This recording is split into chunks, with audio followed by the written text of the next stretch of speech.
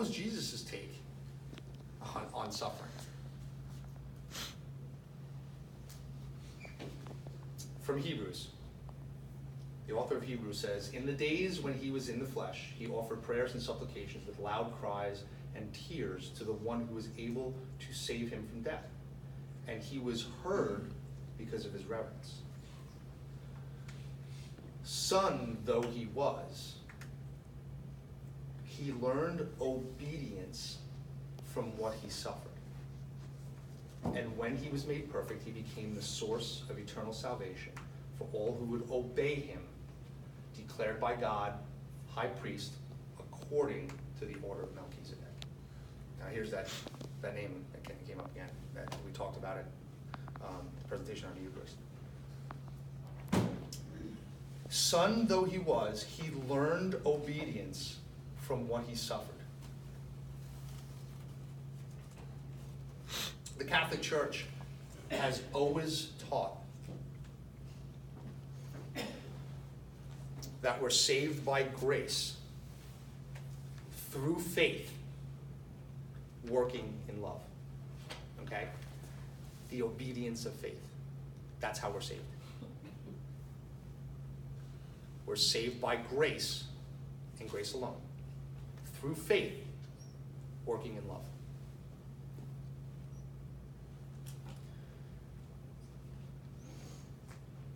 It's one of the great tragedies is what happened in the Reformation when it came to this disconnection between grace, faith, and charity. This kind of thought process that you can't have the two, you can't have faith and love without grace. Okay, that you have grace, and there's nothing that we do any time in our life, okay, to participate in salvation. That salvation comes strictly from the atonement, okay, and we don't participate in it.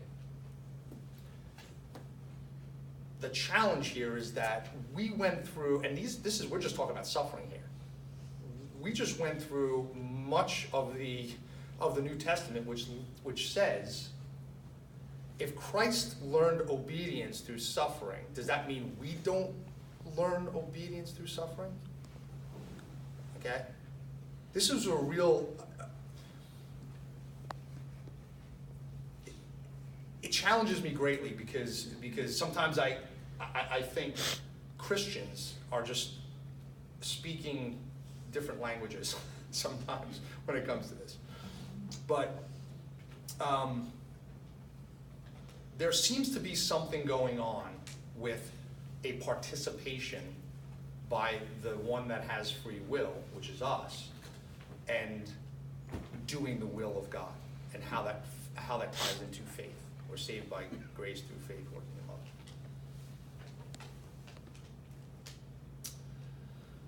Now to the Catechism. What was that scripture? I'm sorry? It's Hebrews 5, 7 through 10.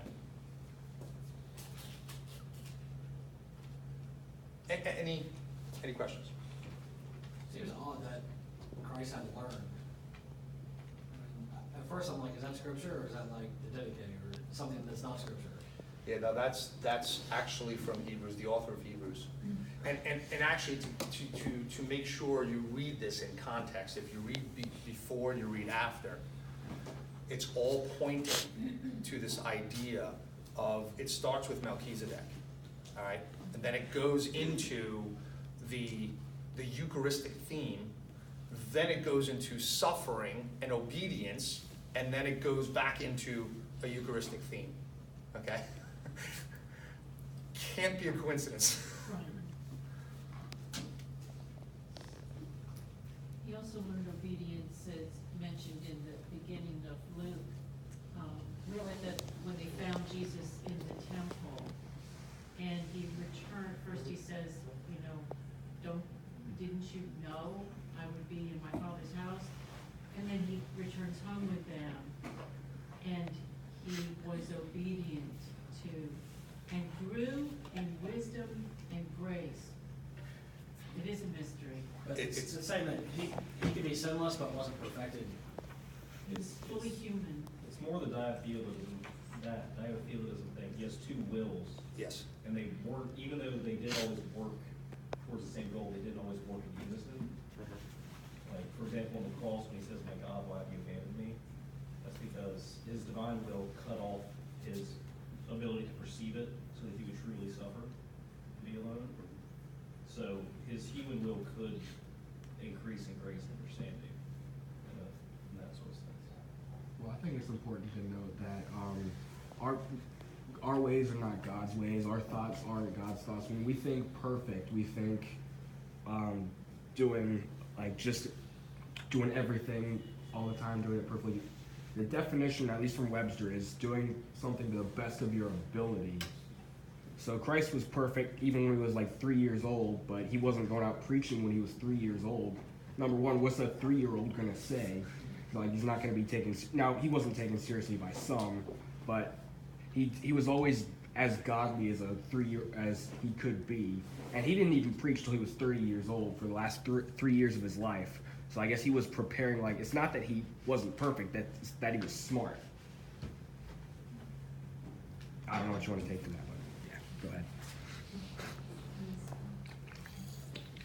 So, what does the Catechism have to say about this topic? Illness and suffering have always been among the gravest problems confronted in human life. In illness, man experiences his powerlessness, his limitations, and his finitude. Every illness can make us glimpse death. Illness can lead to anguish, self-absorption, sometimes even despair and revolt against God. It can also make a person more mature, helping him discern in his life what is not essential so that he can turn toward that which is. Very often illness provokes a search for God and a return to him. Does anyone know anyone who may have left the Christian faith and came back because of their suffering? Maybe just Catholicism or No, any? Does anyone know?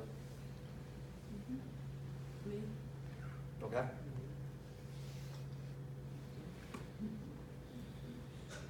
I hear it all the time. I went to, after Mass, I went to Grace Covenant East. They just opened up a campus at Spaltswood School. I was supporting my younger brother. And the pastor there, he was a pastor's kid and did drugs and alcohol after school and, was lost until his friend died. And then he turned back to God. It's like a make or break. Some people turn away from God with suffering, but sometimes you realize I'm helpless. I've never prayed harder than when I'm thrown up in the toilet because I'm just so helpless. I just cry out for God because there's nothing else to do when I'm in pain. So I understand that I don't want to sin at all because I'm in desperate need of God, and I don't want to put anything between us. So to the extent that prayers get me into heaven, God is merciful. He probably will make me suffer because that makes me pray. Unfortunately, it'd be nice if I did it anyway, but I don't because I'm stubborn, I guess. Awesome. So it has to do with a word, right?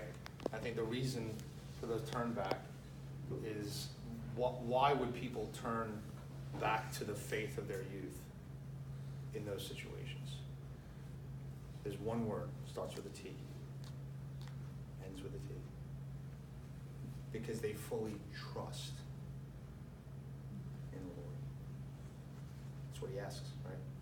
Fully trust. Some time ago, so the story goes, a few ladies met to study the scriptures. While reading the 3rd chapter of Malachi, they came upon a remarkable expression in the 3rd verse. And he shall sit as a refiner and purifier of silver. One lady decided to visit a silversmith and report to the others on what he said about the topic. She went accordingly, and without telling him the reason for her visit, begged the silversmith to tell her about the process of refining silver. After he had fully described it to her, she asked, "Sir, do you sit while the work of refining is going on?" He replies, "Oh, yes, ma'am. I must sit and watch the furnace constantly, for if the time necessary for refining is exceeded in the slightest degree, the silver will be injured.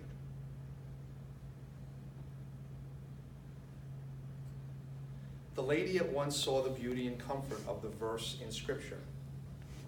He shall sit as a refiner and purifier of silver.